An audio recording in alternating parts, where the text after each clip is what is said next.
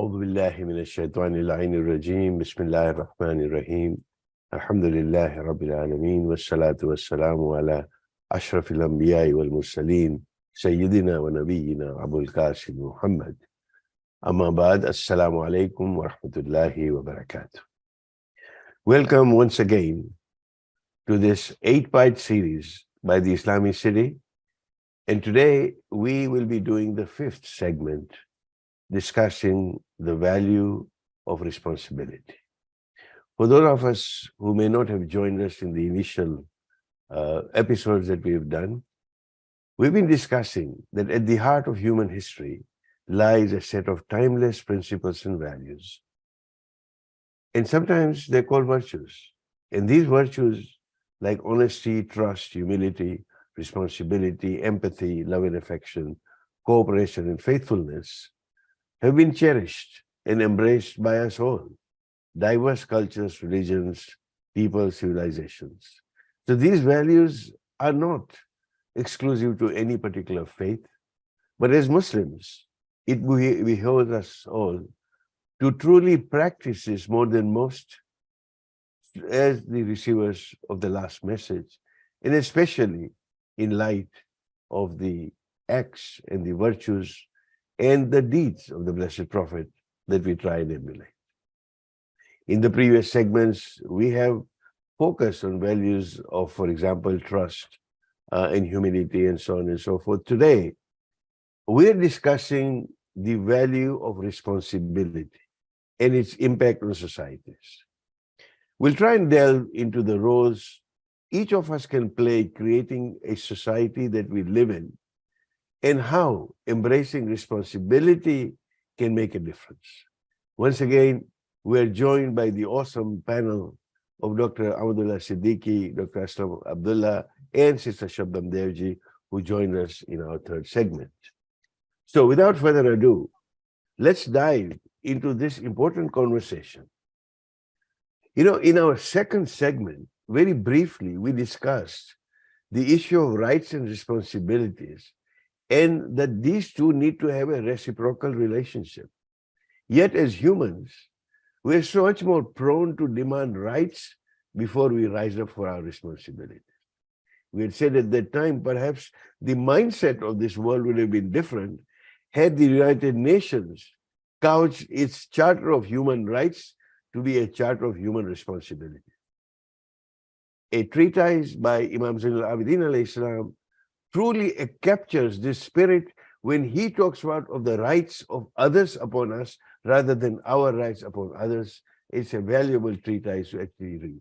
Embracing responsibility is key to creating an intentional or a purposeful society, a subject that we've been dealing with, that in order to live a purposeful life, living these values, we need to create also a purposeful and intentional society.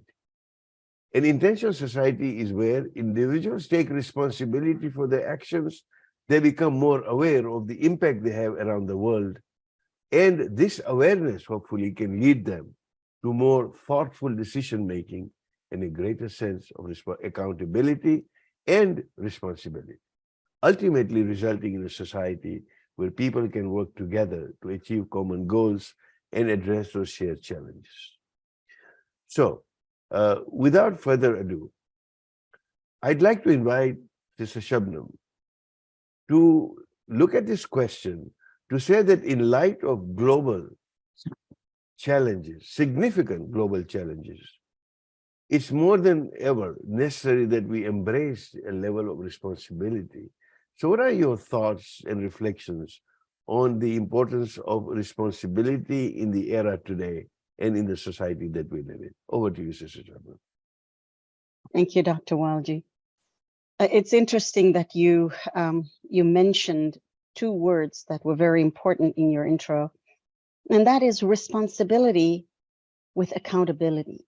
You know, most of us, we prefer to shy away from responsibility. It is easier to walk away. When things are not the way we want it to be, we turn the other way. Someone else will deal with that, we say. It's not my deal.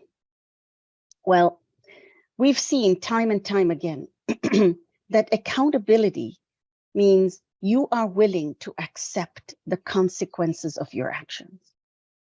And in order to take upon ourselves that quality of owning and making sure that whatever we intend to do, we are ready for whatever outcome and consequences, then that makes that person responsible. And that person now is willing to accept whatever the final outcome is with the level of accountability where they can then take it to the next level. Now, what do I mean by this? You know, when we are told be responsible, you know, when you raise our children, when we raise our children, we say, you've got to make your bed. You've got to pick up your dishes. You've got to make your own lunches at school. Well, you know, what are we teaching them? We are teaching them not only to do things on their own and not be dependent on others, but we're also teaching them to own some of the qualities and experiences in their lives. So that, and we've all said that the beautiful outcome of your sweat, blood, and tears is so much better than just being handed something. Yeah. When we work towards something and the house is built with your own sweat and blood, it's so much more fulfilling than when someone just gives you a home or some money. You haven't quite earned it, and that you haven't quite made that yours. Responsibility is really being able to own up and ready to face challenges. However, responsibility in our current world, filled with naysayers, filled with people who are quick to protest about things that matter to them, but do not stand up when others need it. That's shunning your responsibility. That's making you inconsistent. That's making you lose integrity. For example, I went to a protest, you know, back in the day when Donald Trump was in the White House and the whole Muslim ban happened. And do you know, I probably recognized 2 or 3 in a vast mob of protesters, maybe 2 or 3 that might have been Muslim. And I saw people who had banners with people in hijab, and they were not Muslim by any means. And their banners showed people with hijab saying, "We stand with you." And I thought to myself, where are the Muslims? And then when the next thing happened, whether it was protection of your reproductive rights or whatever, we don't show up. When the border issue was happening with the immigrants, we don't show up at those rallies. We stay home. Someone else will go there. Where is our responsibility? Where am I as a Muslim? Where am I when I say, I will stand up and protect your rights the same way you show up for me? What do we do with organizations like ACLU and EMPACT, who do everything possible in this country to highlight and bring about the issues of areas of difficulty amongst Muslims? And yet we don't show up. We don't show up. The easiest thing for us to do is to write that check. We still don't do that. Imagine showing up for a rally. Imagine being in the White House speaking against. Imagine writing and visiting your congressperson. Imagine doing all those things. That might bring about some change. So shunning our responsibility requires certain qualities. It requires us to be unafraid of the consequences. Just like Dr. King, just like Nelson Mandela, they served time in prison. They were willing to take that chance. They were unafraid of the consequences. And so for us to be able to do that, once again, I am reminded by stories in the Quran. Now, our prophets, and I mentioned earlier, Prophet Nuh, he lived for 900 plus years. And all his message is to preach about one God. And the people ridiculed him, and the people, made fun of him. They told him, what are you doing building an ark in the middle of a desert? But he was so determined that this was his responsibility and this was the job it was assigned to him. The second story that I'm reminded of is one of Prophet Yunus. Now, Prophet Yunus, he was given a tribe and he was sent there to guide them. Well, one day, those people were giving him a hard time. Unlike Prophet Nuh, he said to them, I'm done with you guys. I'm leaving. He went to the seashore. He asked which boat was available. He got on the boat. Okay, now look at him. He left and he got on the boat. And the way Allah works is he made him the one who had to jump off the boat because it was too heavy. And of course, Prophet Yunus ended up in the belly of the whale. Now, where do we get our most inspiration?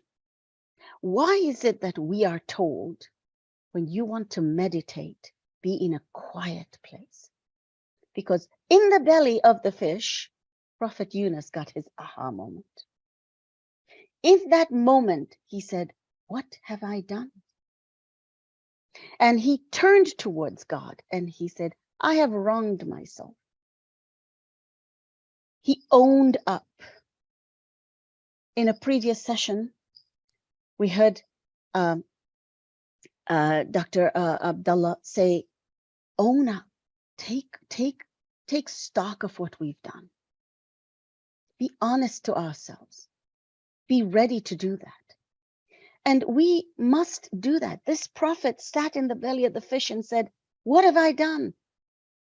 Oh my Allah, I have wronged myself. Inni kuntu min al-zalimin, he says. I have wronged myself. And what did Allah do? Fastajabna lahu. He responded to him. And not only did he respond to him, he saved him from that belly of the fish. He gave him a second chance. This time he led a nation 10 times bigger than the last one. This is owning up to our responsibility. This is what it means to be able to face the consequences and being accountable. In our world today, we are filled with people who tell you, it's not worth it. It's a waste of time. You elect the people, and then once they get to Washington, they do whatever they do. No. Elect those people and hold them accountable. Because that's what we are here to do. That's our right, and that's our responsibility. And do not be afraid to stand up and picket in front of their offices. Do not be afraid to be that person. That's the only way we'll get things done. I just want to share an anecdote before we leave. If you haven't heard about this woman, hear it now. Her name is Wangari. Wangari was a woman from Kenya. She lived in a village where trees were bounded. The women would go out and get firewood to prepare their meals. The city and the towns were flourishing. She was so smart as a child. She won the Kennedy Scholarship to come to the United States to study. She studied here for 6 years in college, and then she went back to Kenya to serve. When she went back, she noticed something. She noticed the trees were gone. She noticed that the women in the village had to walk a mile and a half to go get firewood. And she said, what happened? And they said, oh, the government has chopped down the trees to build homes, to build office towers. And she said, no, we can't do this.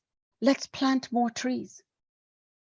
And she started with 6 and rows and rows. And the women were impressed. The other women from other villages said to her, we want to do that. So she started giving them seedlings of the trees. She said, go plant over there, go plant over there. The men in the community, in the government, ridiculed her and said, agriculture is the job of the government. What are you people doing? And she said, what you are not doing. We're planting trees.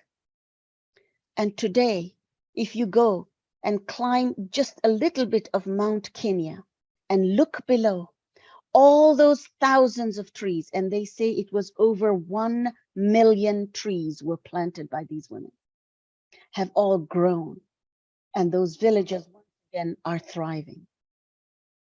So if anyone tells you it's not your responsibility, that's when you look the other way. That's when you say, I will because I can, and we do it. And it doesn't matter what the consequences, I am willing to face it. Are we ready, Dr. Walji? Wise words, Sister Shabnam. And now we know what got into. And thank you for sharing that story. Indeed, it's a matter of personal responsibility. The Rumi tale was that the king said, everybody is going to fill this tank with milk, and I'm going to check how much milk there is in the city. And the next morning, the king goes there, and what he sees is not milk, but water. Everybody had thought somebody else will bring the milk. It won't make any difference that I put the water in it. And everybody put that water. And this is the state of the world today, to say, someone else will do it. And thank you for pointing us, in that direction. Indeed, responsibility is a virtue, and we can make it a virtue if we practice it. Dr. Aslam, over to you.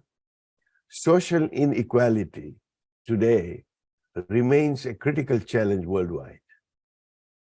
Tell us, from your experience, how can embracing responsibility help us address this issue and promote a more equitable society? And Sister Shabnam also alluded very briefly to the social inequalities and inequities that we have in our society. Dr. Aslam. Thank you very much. Assalamu alaikum. And wonderful presentation. And I think as I usually go back to the Quran and basically try to find out how we have been advised by none other than our Creator to take guard of our own self. Khuzu hizrakum. Take guard of yourself. Wala taziru waziratun wizra ukhra. No one will take the burden of the other. Alaykum anfusakum. You're responsible for yourself. Each one of you will come individually to me, answering for what you have done. And somehow we have to go back to that basics and be mindful of the commitment and the conviction that we have in the ultimate power of God and His guidance. And ask ourselves, have we really acted, I'm talking about in recent times, in real sense of the term, in terms of showing responsibility to our own community, our own communities, our own institutions, our own world, and our own society. I remember in 1973, when I was growing up in India, there was a movement that was started by women in Uttarakhand, northern part of India. It was called Chipko movement.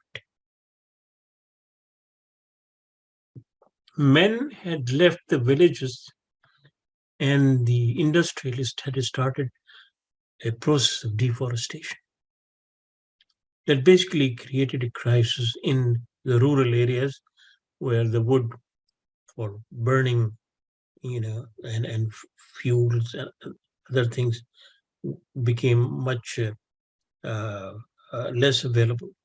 So the deforestation started impacting the climate, impacting the water supplies and all those things.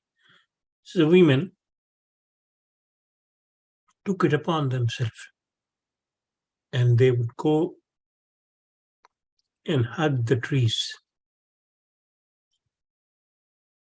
so that the industrialists and those big businesses that were there to cut them off would not be able to do that. And the movement succeeded in preserving that.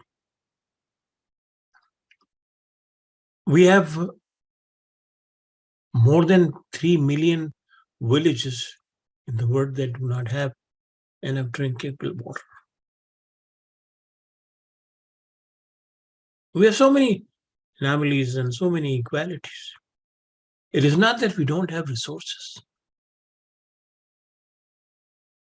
Look at this Ramadan, and you will find that 30 to 40% of the food that we bring to our masajid and institutions go waste because people overfill themselves, and yet you have malnutrition, you have hunger, and all those things.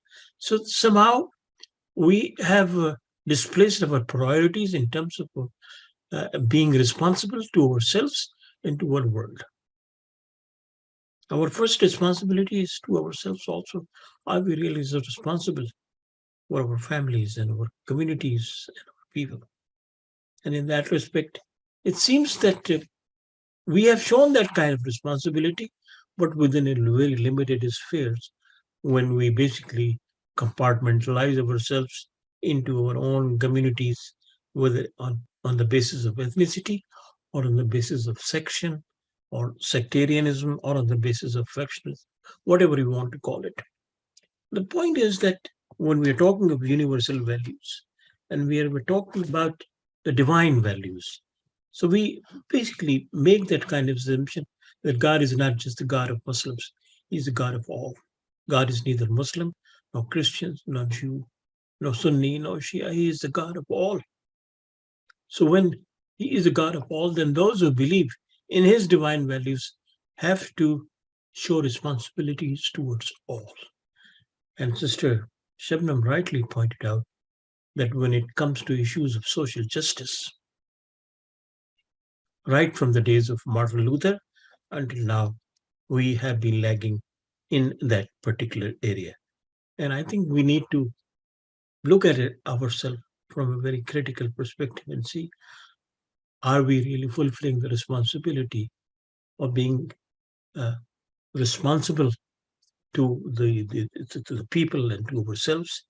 And what can we do through our institutional efforts together to make sure that we become more effective in impacting the conditions in the world, as the Quran reminds us, وَإِمَّا مَا يَنْفَعُ النَّاسِ فَيَمْكُسُ فِي الْأَرْضِ, that if you are not relevant to the world, if you're not useful to the people, you are irrelevant.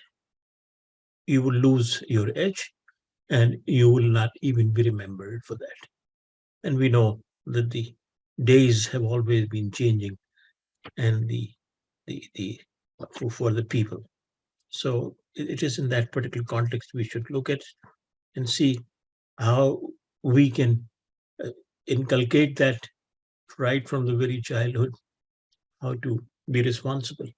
And in that respect, I found that the Japanese model of education seems to be very powerful, and also the Finland educational system, where students are being taught to be responsible to their environment, to their communities, and to their institutions.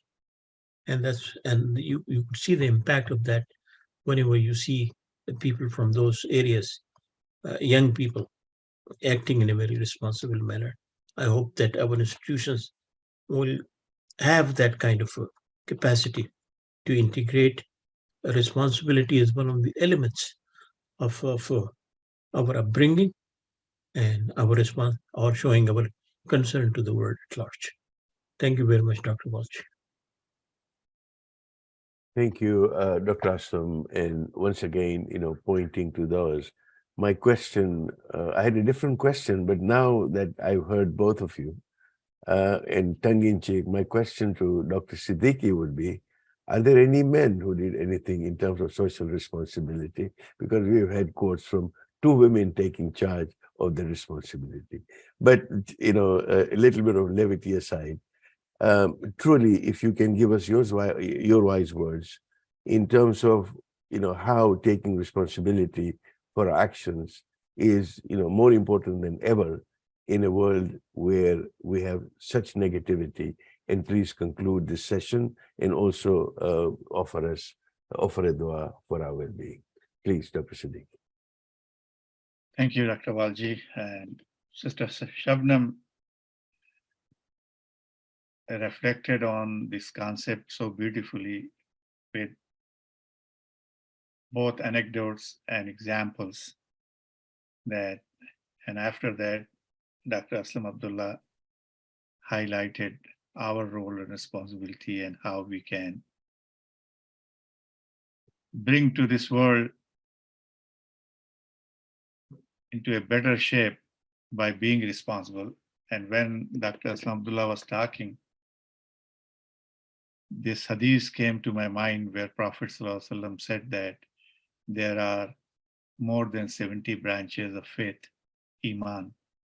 And one of those branches is to remove something from the path that can hurt another person.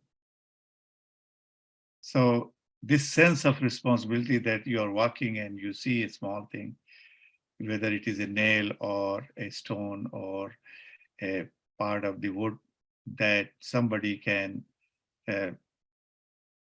be hurt, then you feel that you are responsible to do it.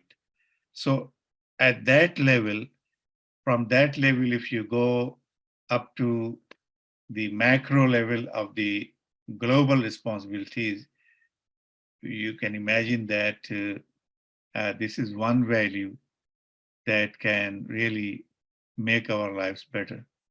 When Prophet ﷺ said, "Kullukum ra'in wa kullukum mas'ulan ra'iyatihi," every person in some way is responsible for something. And if all of us, we fulfill our responsibilities, that can make this world a better place to live.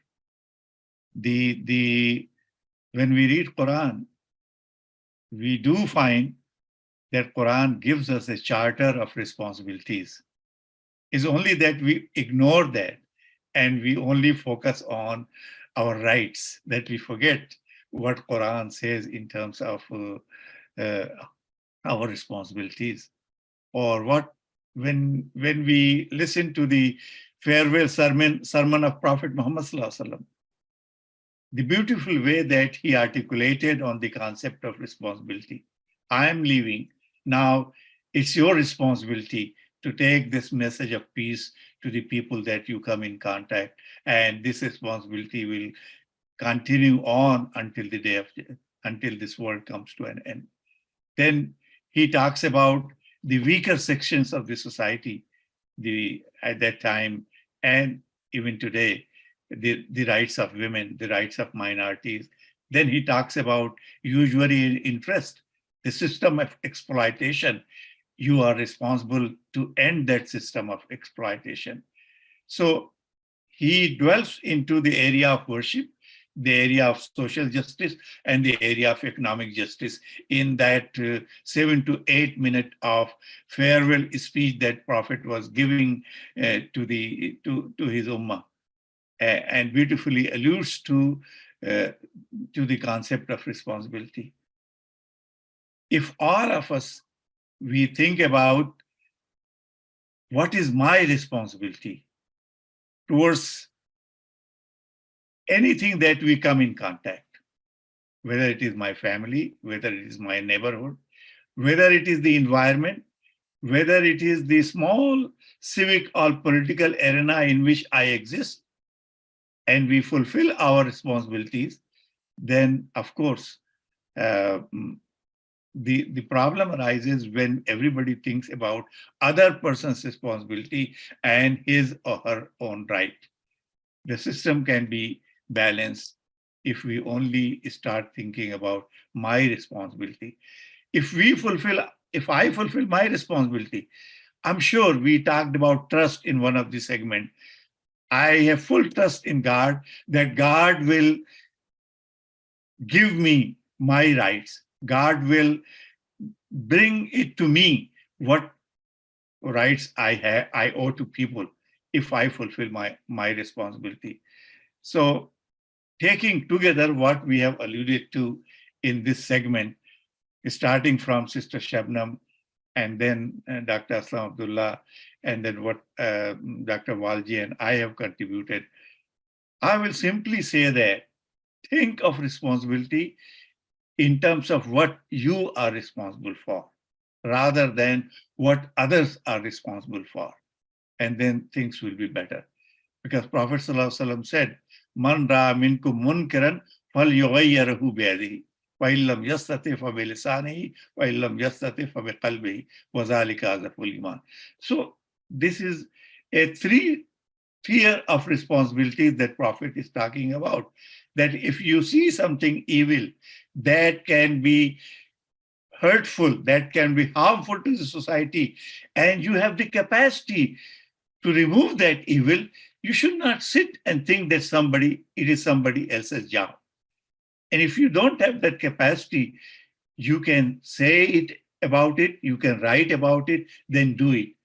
And if you don't have even that capacity, at least feel in your heart the pain that the evil is going on. So we all have some sort of responsibility with regard to everything that exists around us, whether it is climate, the environment, our family, our neighborhood, our masjid, our community, and this entire humanity.